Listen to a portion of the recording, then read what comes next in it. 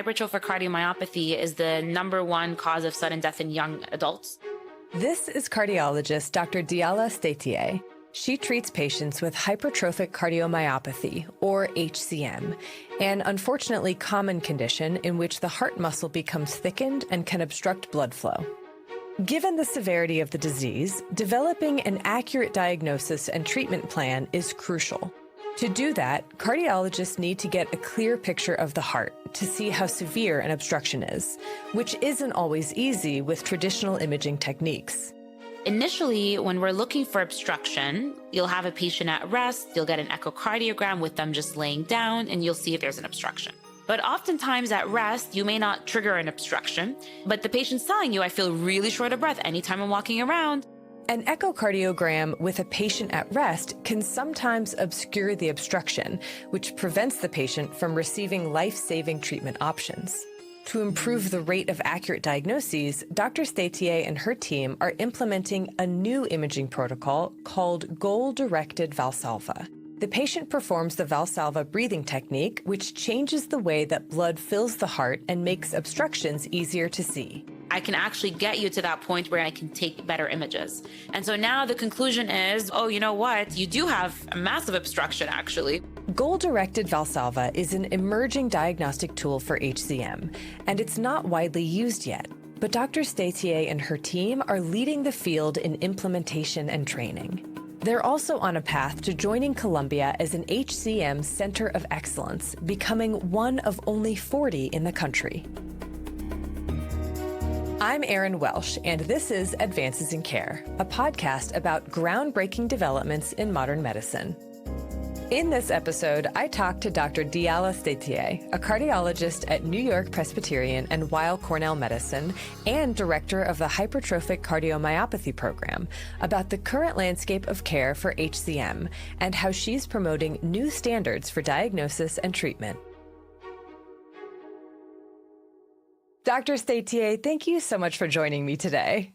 Thank you for having me. I'm very excited to be here.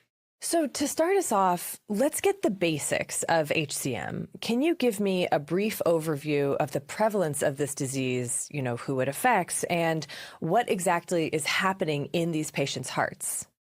Yeah, when we think of hypertrophic cardiomyopathy, it is the most common genetic disorder of the heart. The prevalence is estimated to be between 1 in 200 to 1 in 500 people who are impacted by it. Within cardiology, sometimes when you think of cardiac disease, you might think of older folks, but something like hypertrophic cardiomyopathy heavily impacts younger folks. And we know that it is a genetic disease. From a kind of genetic basis, you end up having increased thickness of the heart muscle. In most people, that's about 1.5 centimeters. And so you make the diagnosis, and then from there, because of that thickening, you can have a multitude of different things that happen. Yeah, what are some of the riskiest outcomes for someone who is living with this and not knowing that they have it?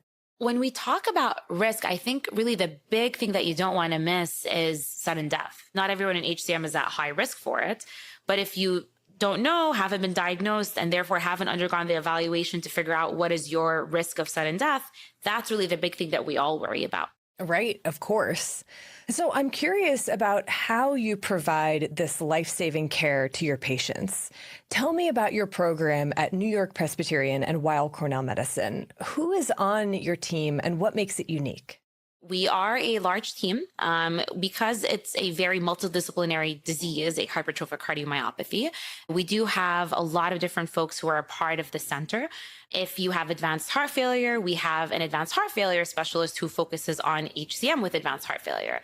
If you need surgery for your heart, then we have a cardiothoracic surgeon who's part of that center. We also have an electrophysiologist in case you need procedures related to abnormal heart rhythms.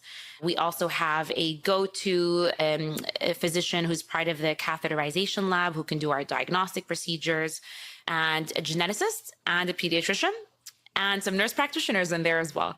Yeah, that is quite multidisciplinary, which I imagine helps you ensure that you're giving each patient, very personal, comprehensive care plans. And to have a geneticist in particular seems like it would be a big advantage since this is often a genetic disease. So I'm wondering, how much do these genes determine the way this condition manifests for patients? Does the thickening of their heart muscle wall change over time, or is it based on what allele they have? So whatever allele you have is the one that you have for HCM. However, there is, vast majority of cases, progressive thickening over your lifespan. Different people plateau at different ages, but yeah, you do kind of tend to thicken over time. And what is its inheritance pattern? Autosomal dominant. And so if you are diagnosed with hypertrophic cardiomyopathy, you have about a 50% chance of passing it on to your kids. And if you have it, presumably from your parents, your siblings should also therefore be screened because they would have had a chance of getting that same allele from their shared parents. Right. So it sounds like genetic testing can be really beneficial because if you find that specific gene, then you can detect the disease in the rest of the family. Yeah, especially if you have, let's say, 3-4 kids and you have these siblings and they have kids. We have cases where, let's say, unfortunately, a family member has passed away and you actually find, okay, there's 2 or 3 of the kids ages 10, 11, 13 who actually have the disease that didn't develop symptoms yet. So that's kind of one way that you can capture patients early. And the other way is symptoms. There are people even at very young ages who can develop symptoms. From my perspective as an adult cardiologist, I'll, see them 18 and beyond. But certainly when I diagnose an adult with HCM, whether they're in their 30s, 40s, 50s, one of the very first questions is, do you have kids? How old are they? And let's get them seen by a pediatric cardiologist to screen for that disease. Right. And of course, the risks of not catching it are so severe.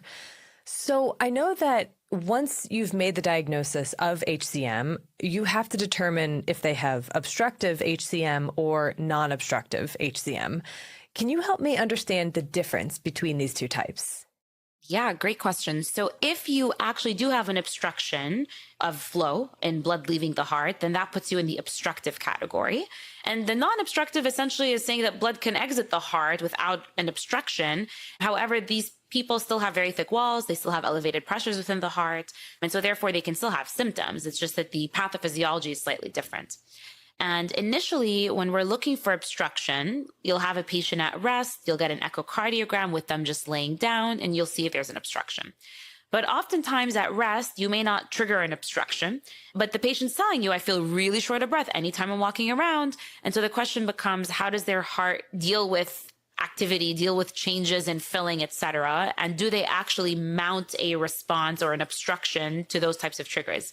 Right. If you're not triggering an obstruction during an echo, then you could miss it potentially. And I know that's part of the aim of this new diagnostic tool, goal-directed Valsalva, to improve visibility of those obstructions. Tell me about this development and what you've seen since you and your team have implemented it.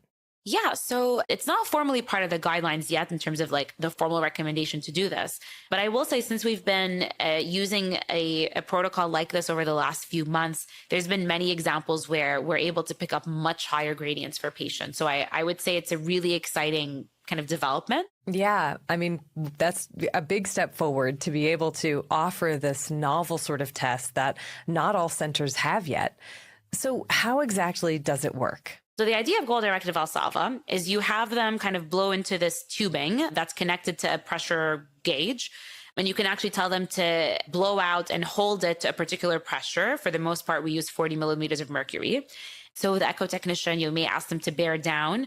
The patient will bear down. You'll take an image. And you're watching a measurement of pressure while the patient is doing the Valsalva breathing technique, blowing into this tube, all while you're taking imaging with an echo.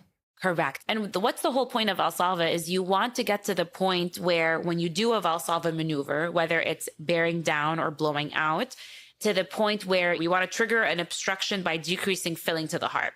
If you're looking at the gauge, you know exactly what you're seeing. I can actually get you to that point where I'm decreasing your filling and I can take better images. Right. And so when the filling of blood decreases, you can see some of those obstructions that you wouldn't be able to see with the traditional approach with the patient at rest, especially patients who, up until you had this tool, didn't appear to have an obstruction. Yeah, we just finally were able to capture it with this imaging protocol. And now you have a number of different treatment options that might not have been available to you. And if you can get that more accurate diagnosis of obstructive HCM, it's clear that the patient is facing more serious complications than they qualify for different treatments. So what are some of the treatment options that you offer patients? The main treatments, which include beta blockers, calcium channel blockers, one of the methods in which they help is when we think of hypertrophic cardiomyopathy, not only do you have kind of really thick muscle, but that muscle is kind of working in overdrive. It's squeezing extra hard. And therefore, if you squeeze really extra hard, you're also a little more likely to obstruct because your walls are going to come closer to one another. And so they'll reduce that excessive contractility of the heart and therefore allow for, a little bit easier flow exiting the heart. And then there are newer medications, primarily an actin-myosin cross-bridge inhibitor. The FDA approval came out not too long ago. So different mechanism. It also helps with reducing that excessive contractility, but it even kind of targets the underlying reason for that thickening as well. So this is an entirely new treatment option for patients who have that obstructive HCM diagnosis. Do you see that potentially being used to treat individuals that have non-obstructive HCM who don't have quite as many treatment options? Yeah, there's a lot of trials going on at the moment trying to answer that exact question. Unfortunately, present day, we can't quite use it for non-obstructive, but hopefully very, very soon that'll change. I mean, that seems like it would not only prevent adverse events, but also open up a lot more doors for people. 100%, because when you look at the rates of obstructive versus non-obstructive, 2/3 are obstructive, 1/3 aren't. I have to say from clinical practice, it feels a little more like 50-50. But even at, let's say the lowest statistic of 1/3 are non-obstructive, that's, 1/3 of patients who may not have good treatment options available to them today. It sounds like the accuracy of this new Valsalva technique, because you're diagnosing people whose obstructions were previously missed, is really what's allowing more patients access to those treatments. Can you talk about any success stories you've seen so far now that you can better identify these obstructions? Yes. One just recent patient, always been non-obstructive on a certain medication that wasn't really doing it for her. I kind of just met her saying, yeah, I'm used to these symptoms. These are the symptoms I have. I've had them for years. I've maxed out on my medical therapy, and that was kind of it. And I remember she was one of the first folks we initially did goal-directed Valsalva for, and it made a massive difference because we did find that she was indeed obstructive. It opened her up to that kind of newer medication that I was talking about. And so that's someone, she's now, 1 month into therapy, already feeling a difference. And it's a really big achievement, I think. Yeah, that's amazing. I'm curious to hear more about how you see the future of treating this condition. Are there any new developments in HCM care that you're excited about? Yeah, the sports recommendations. The recommendation was no sports. Like, you have hypertrophic cardiomyopathy, quit any sports. And so if you imagine people diagnosed in their 20s, 30s, 40s, telling them, okay, the rest of your life, you can't really do sports. Leisurely walking is okay, but, don't do much more beyond that, is absolutely life-changing in the worst way. And even as you're older, frankly, like everyone wants to be active. And so if you maybe aren't as familiar with the newer guidelines, there's a good chance you're probably saying something like that to your patients. But the data, especially over the last few years that has been coming out with regards to sports, has been so much more reassuring than we realized. There was a trial that looked at people who were active, including people with vigorous activity, Division I athletes who had the same outcomes as people who were sitting on their couch the whole day. There are still some patients with hypertrophic cardiomyopathy who are truly high risk, but I have to say that is a very small subset of hypertrophic cardiomyopathy. And so for the most part, unless you're a very high risk patient, we know that you can, probably partake in sports. So that's a really big, exciting change where if you were diagnosed maybe even 10 years ago, you were probably receiving very different advice. I mean, it seems really significant that you're able to give patients this kind of guidance on new developments in the field through your center at New York-Presbyterian and Weill Cornell Medicine. And I know that you're in the process of applying to become a center of excellence in hypertrophic cardiomyopathy. What does that mean exactly? That's a great question. Being a center of excellence, you are a name that can be kind of shared with these patients who are seeking care, who might be living close to us, who need a center of excellence nearby them. Within the US, there's about 40 centers of excellence. And within New York City, there's 2. When you think about the number of patients with HCM, 1 in 200 to 1 in 500, that is a very small number of centers. I will say, I think it also puts kind of the onus on you to really be even more cutting edge, maybe in the research that you're participating in, to even something as simple as train your echo technicians more extensively. The biggest and simplest goal of the program is to be able to offer some expert opinion to these patients, especially if they maybe have a particularly challenging case, so that we're able to offer that care for anyone within, generally speaking, like New York, but obviously within the Weill Cornell system and beyond. Yeah, I mean, between leaps in diagnostic protocols and thorough genetic testing, it sounds like you're positioned to make big impacts in your field.